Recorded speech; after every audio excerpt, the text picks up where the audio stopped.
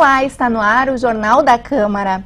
A Organização Mundial da Saúde estima que a cada dia 100 mil crianças tornam-se fumantes no mundo. 5 milhões de pessoas morrem por ano em função do tabaco e este número pode chegar a 10 milhões até 2030. Para falar sobre esse assunto, trouxemos ao programa Luiz Carlos Corrêa da Silva, que é chefe do Departamento de Pneumologia da Santa Casa e também coordenador do Programa de Controle do Tabagismo da mesma instituição. Seja bem-vindo, Luiz Carlos. Esse tema realmente é um tema que eu diria é fundamental para a saúde, né? E para outros setores, não só da saúde, mas também até para a educação, né? Porque hoje nós sabemos que o tabaco, o cigarro, só causa danos, não causa benefício nenhum. Na verdade, o único benefício é tornar uma pessoa dependente e depois ela ficar sem escolha, né? Ela acaba se tornando uma pessoa que não escolhe se fuma, não. Ela é obrigada porque tem uma necessidade assim, física e psicológica, né, de estar fumando. Então, realmente, isso é uma questão que nós temos que abrir mais para a comunidade. E a Organização Mundial da Saúde, para esse ano, dia 31 de maio próximo, né, ela colocou que em todo o mundo será feita uma grande comunicação para toda a comunidade do que é a Convenção Quadro. A Convenção Quadro, que é um grande tratado internacional para controle. E o Brasil assinou essa convenção como Estado, não como governo e muito menos como questões partidárias. É uma política de Estado. O controle do tabagismo no Brasil é um compromisso de Estado. Os nossos governantes, infelizmente, a maioria não entendeu isso ainda. E eu acho que, provavelmente, nós médicos ou outras pessoas que têm alguma possibilidade de fazer uma comunicação bem embasada, bem séria, bem definida, comunicar para a comunidade que realmente nós precisamos controlar o tabagismo, porque é o fator de risco para a saúde mais na nossa mão. Quer dizer, fatores genéticos nós não temos como mexer, outros fatores ambientais às vezes são difíceis de a gente modificar muito num curto prazo, mas não fumar é uma questão assim que pode ser muito rápida. E a gente nota que quando as políticas são implantadas numa região, exemplo, o estado de São Paulo, né? Vou dar um exemplo porque no nosso país é o estado que conseguiu avançar mais. Hoje o tabagismo no estado de São Paulo é tratado como uma política de Estado. Não é tratado como um desejo do ex-governador ou do atual governador. Não, até as pessoas fazem com que essa política ela possa existir. Mas no momento que ela passa a ser de Estado, ela é de todos, né? Ela é de todos nós. Então eu não entendo bem como é que dentro do mesmo governo tem pessoas completamente contrárias ao tabagismo e contrárias a que haja uma produção indiscriminada e um consumo por crianças, né? E no outro extremo, no outro lado, tem pessoas que incentivam, né? Porque gera impostos, gera, enfim, gera um aporte financeiro que dizem que é razoável, mas nunca é maior do que as perdas e os danos. O Rio Grande do Sul é um dos estados que mais produz fumo no nosso país. O senhor acha que isso influencia nessa cultura do fumo aqui no nosso estado? Eu diria que é por isso mesmo, é bastante por isso mesmo. Quer dizer, o nosso governo aqui nesse momento e os anteriores da mesma forma, sempre acharam que o fumo para o Rio Grande do Sul é um grande benefício do ponto de vista de exportação, de impostos, e até o atual governo tem sido declarado pelo atual governador que isso é, digamos, uma coisa boa para o Estado. Eu diria assim, será que o governador não mede as mortes? Será que ele não mede os casos de câncer, de doença cardíaca, pulmonar, que realmente, assim, no nosso país são 200 mil mortes por ano atribuíveis ao tabaco, ao cigarro, né? Quer dizer, morte não tem preço, né? Não tem preço. Então eu fico vendo, assim, que há um certo viés, há uma certa conduta, assim, de um não entendimento por parte de governantes. E eu acho que isso, eu vou dizer assim, eles não têm culpa de serem assim. Na verdade, eles seguem políticas anteriores. Mas eu acho que está na hora de mudar. Está na hora de mudar. Eu acho que nós temos que mudar porque há 50 anos não se sabia nada do que o cigarro causa de danos, né? Tanto que, assim, até médicos apareciam fazendo propaganda de cigarro. Um absurdo hoje, né? Mas naquela época era uma prática, né? Hoje, assim, eu acho que nós temos que incorporar conhecimento atual, moderno.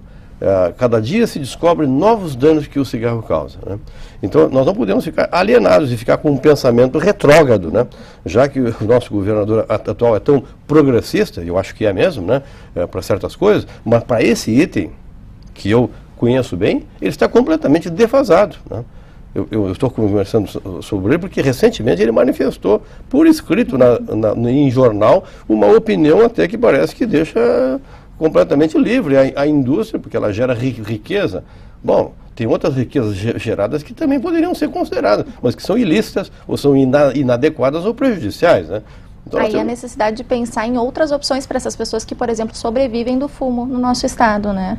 Exatamente. Políticas nesse Exatamente. sentido. Eu tenho uma certa história já nesse setor, porque há muitos anos eu lido com a política médica, né, nas áreas da saúde e também nessa questão do controle do tabagismo. Na época que o Brasil estava para assinar a Convenção Quadro, 2004, 2005, houve até audiências públicas com o Senado em Santa Cruz do Sul, em Camaquã, e eu participei representando a classe médica. E a questão que eu disse para os fumicultores e para as pessoas que estavam lá, que era uma imensa maioria, nós até, num certo momento, receamos por uma questão de segurança, mas, enfim, as pessoas são educadas e não houve nada, né, no sentido agressivo. Mas eu disse assim para as pessoas, nós médicos, que trabalhamos com pessoas doentes e ganhamos dinheiro com pessoas doentes, talvez pudéssemos ter essa visão. Quanto mais doente, mais renda eu vou ter, né? Mas nós não conseguimos ter essa visão. A nossa visão é de saúde. Nós atendemos pessoas doentes porque, infelizmente, ficaram doentes. Mas se pudermos evitar que fiquem doentes, vamos evitar, né? E aí eu digo assim, a missão da medicina, a missão do médico é saúde. E aí eu perguntei para 10 mil fumicultores, e qual é a missão do fumicultor? É plantar fumo, é começar uma cadeia que vai lá na frente gerar mortes, gerar doenças, gerar infortúnios para pessoas e para famílias e para grupos muito grandes de pessoas. Então, realmente, não tem nexo a gente fazer uma apologia de algo que só gera danos, né? É como se nós fôssemos a favor de ter um tsunami aqui no Rio Grande do Sul, porque o tsunami, depois nós vamos tudo cai, tudo ruim, e depois nós vamos construir coisas novas, quer dizer, não vamos derrubar uma coisa para construir uma outra nova. Então, realmente, assim, nós temos que ter um certo pensamento que seria assim, afinal, qual é a missão do que eu estou fazendo, né? Até eu estou sendo um pouco filósofo nisso, né? Então, eu digo assim, nós médicos temos a missão de saúde. E eu acho que outros setores de trabalho ou de produção também tem que ter uma missão adequada para a sociedade. Eu acho que plantar alimentos, plantar ou produzir coisas úteis, né, para que as pessoas consumam, é ótimo. Agora, plantar veneno, por favor, né? Quer dizer, vender cigarro, por favor.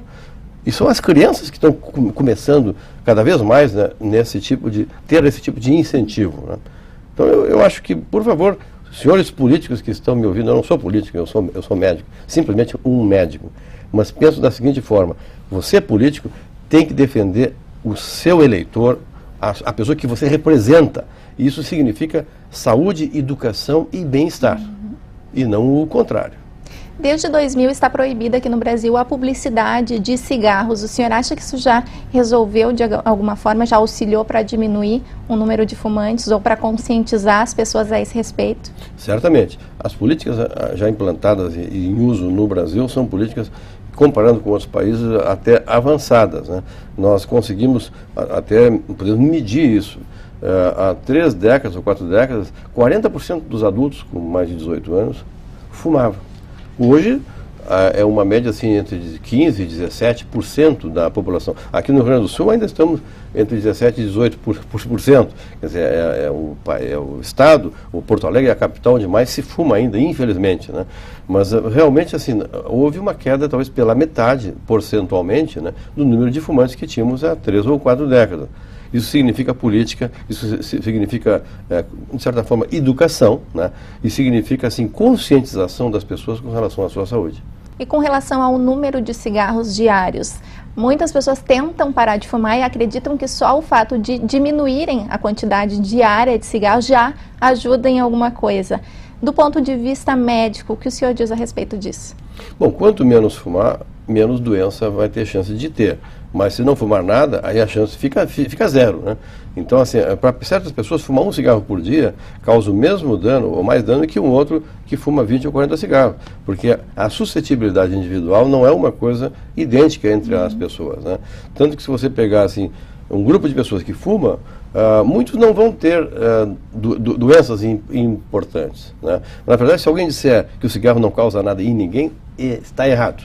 Está errado porque, assim, se uma pessoa fumar, a fumaça entrando no organismo gera uma inflamação em todos os setores, não só no pulmão, não só no setor de entrada da fumaça, mas as substâncias químicas vão pelo sangue para todo o organismo e causam danos, e causam, assim, irritações, causam, assim, estímulos, né, de células, e muitas dessas células vão se transformar em células malignas, câncer. Algumas células dessas vão ficar diferentes e vão produzir certas substâncias químicas, vão favorecer trombose, por exemplo, para a pessoa ter um derrame cerebral, infarto de miocárdio. Quer dizer, várias coisas vão acontecer no organismo de uma pessoa que fuma. E muitas dessas doenças são silenciosas. Frequentemente só se manifestam uma vez só, e rápido, né? Quer dizer, morte súbita por questão cardíaca ou vascular, frequentemente tem uma associação muito grande com o fato da pessoa fumar, principalmente se ela está fumando no momento, né?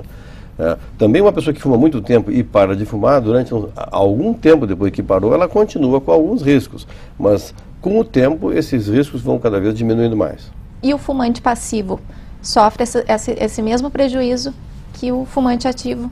Eu diria praticamente o risco é semelhante. A questão só é a quantidade de fumaça que é fumada, o tempo que a pessoa fica nesse ambiente e a suscetibilidade individual, né? Fatores genéticos, fatores assim que a pessoa tem no seu organismo, que entre as pessoas é diferente, né? E isso vai tornar alguns mais sensíveis e outros menos. Então, até numa questão bem simples, quando se queima um cigarro, a fumaça que sai da ponta e vai para o ambiente, comparando com a fumaça que vai para o pulmão do fumante, tem as mesmas substâncias químicas, né? É uma questão só de diluição, de concentração, né? Então, assim, se uma pessoa estiver fumando num ambiente fechado e eu tiver, digamos, 4 horas com essa pessoa, né, e nessas 4 horas ela fumar diversos cigarros, eu estou fumando alguns que nem ela, né? E realmente, assim, o tabagismo passivo também causa danos. E os mesmos danos que o tabagismo ativo. O senhor é coordenador do Programa de Controle do Tabagismo da Santa Casa. Que trabalhos vocês executam nessa instituição, doutor? Bom, a Santa Casa hoje ela está com um foco bastante forte na saúde, né? Até uma das missões da Santa Casa é a promoção de saúde e prevenção de doenças. Esse programa, assim, bem focado, começou já há alguns anos e nós avaliamos, assim, 3 itens fundamentais de promoção de saúde e prevenção de doenças, que é não fumar nem passivamente, fazer exercício físico e ter uma alimentação saudável, né? Evitar obesidade e o sedentarismo, portanto. Então, nesses 3 programas da Santa Casa, nós, por uma questão até da política em geral, né, no mundo e no nosso país, e por termos uma liderança na área da pneumologia, que já está trabalhando com o tabagismo há mais tempo, nós definimos que íamos trabalhar com o tabagismo numa primeira fase. Estamos fazendo já há 4 anos um trabalho, assim, muito focado no setor de tabagismo. Hoje nós temos 3 programas de tratamento. Temos um programa externo para qualquer pessoa que queira participar, que é do Pavilhão Pereira Filho. No caso, para as pessoas que querem parar de fumar. Exatamente. A pessoa pode fazer um tratamento, porque o tabagismo é uma doença, né, de dependência, e tem toda uma programação de tratamento que nós, aplicando do seu ponto de vista técnico, né, e adequada para cada pessoa, ela vai parar de fumar. O que eu sempre digo para quem nos procura para parar de fumar é o seguinte: se você quiser, realmente quiser, vai parar. É uma questão só de nós avaliarmos, fazermos um programa e fazermos junto a sequência do programa. E esse programa inclui medicamento, doutor? Ou Dependendo, né? Na verdade, o mais importante do programa nós chamamos de tratamento cognitivo-comportamental, que é uma mudança do comportamento da pessoa em relação a esse item da sua vida, que é o fumo, né? Isso exige muitas vezes que ela mude alguma rotina na sua vida, certamente vai ter que mudar, né? Ou que ela mude, assim, até conceitos que ela tem, né? Porque às vezes a pessoa fuma e não tem ideia do que está fazendo com o organismo dela, né? Quer dizer, ela sabe que faz mal, mas não sabe nem como, nem porquê, né? Então, o fumante diz assim: doutor, eu fumo porque quando eu paro de fumar me sinto mal, fico ansioso, fico isso, fico aquilo. E eu digo assim: bom, é porque você não está tratando, né? Você está parando de fumar e só parando de fumar. Provavelmente tem que fazer, às vezes, medicações, né? Na fase crucial, que é os primeiros meses, né? Depois que a pessoa parar de fumar durante 12 meses, esse é o tempo certo, né? ela está praticamente, não vou dizer curada, mas ela está praticamente livre da fase pior para recaída. Né? Porque parar de fumar é muito fácil, como dizia o Mark Twain, né? Aquele famoso escritor. Ele dizia que você tinha parado 1000 vezes na vida dele, né, de fumar. Então, parar é fácil. Manter sem fumar é que para algumas pessoas é mais difícil. Mas nós ajudamos. Né? Bom, então os programas da Santa Casa. Tem um programa para qualquer pessoa da comunidade que queira, que aí é Pavilhão Pereira Filho. O telefone é 3214-8000, né? E aí pede o setor do Pavilhão Pereira Filho, que faz o tratamento para tabagismo. Tem um programa para funcionários e familiares, que esse é um programa interno, né? Só para os funcionários, que são mais de 6.000 funcionários da Santa Casa, né? E temos um programa para o SUS, né? Os pacientes que já estão inscritos na Santa Casa pelo SUS, fazendo algum tratamento para alguma doença, que fumam, tem parado de fumar, temos um programa para essas pessoas. Então, atualmente, esse é um dado importante, a Santa Casa tem uma política de que está se transformando num hospital 100% livre do tabaco. Né? Isso é uma política que já começamos no ano passado, faz um ano já, e nós verificamos que ao longo desses últimos 4 anos, em 2007, 12% dos funcionários da Santa Casa fumavam. Hoje é cerca de 6%, caiu pela metade. Então, realmente, muitas pessoas pararam de fumar pelos programas de tratamento, muitas pararam de fumar por conta própria, né? Porque viram assim que não pode fumar durante a jornada de trabalho, chega em casa ninguém mais deixa um fumante fumar dentro de casa. Eu até digo assim, o fumante não fuma no trabalho, não fuma nos locais, né, shopping e tudo mais. Chega em casa, fuma dentro de casa. É um absurdo isso aí. O fumante não pode fumar num ambiente fechado se tiver outras pessoas, né? Porque ele está desrespeitando o direito do não fumante, que é de não fumar, né, passivamente.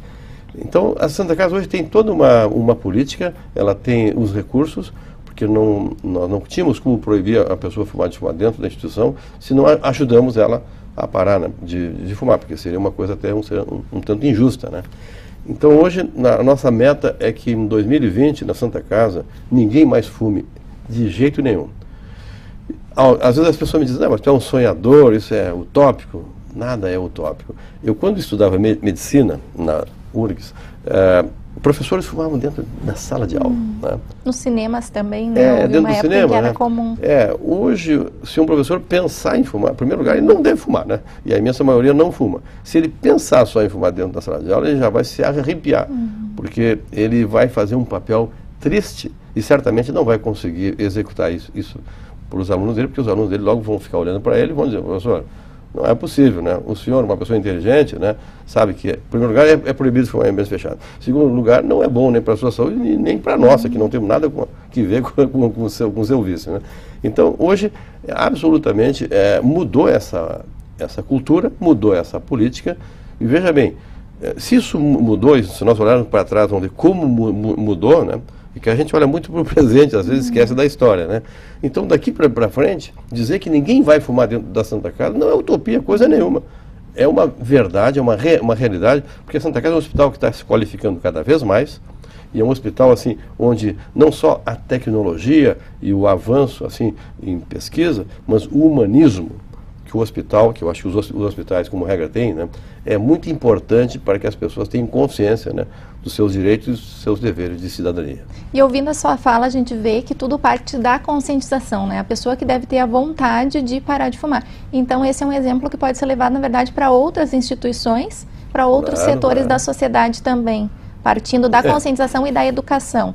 Certamente. Eu acho que o futuro da humanidade vai depender muito do fator educação, do fator direitos de cidadania, né? O respeito ao outro, né?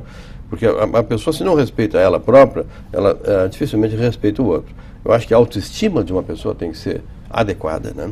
Ela tem que se sentir como um cidadão, como alguém que merece respeito, e para isso tem que respeitar o outro. Dr. Luiz Carlos, eu agradeço a sua participação no nosso programa. Obrigada pelas informações que trouxeste para a gente. Uma oportunidade muito boa essa de falar com a comunidade, que eu sei que certamente deve gostar muito de um programa que traz informações, né, como esse programa da TV Câmara. Muito obrigada. Nós agradecemos também a sua companhia. O Jornal da Câmara fica por aqui. Até o nosso próximo encontro.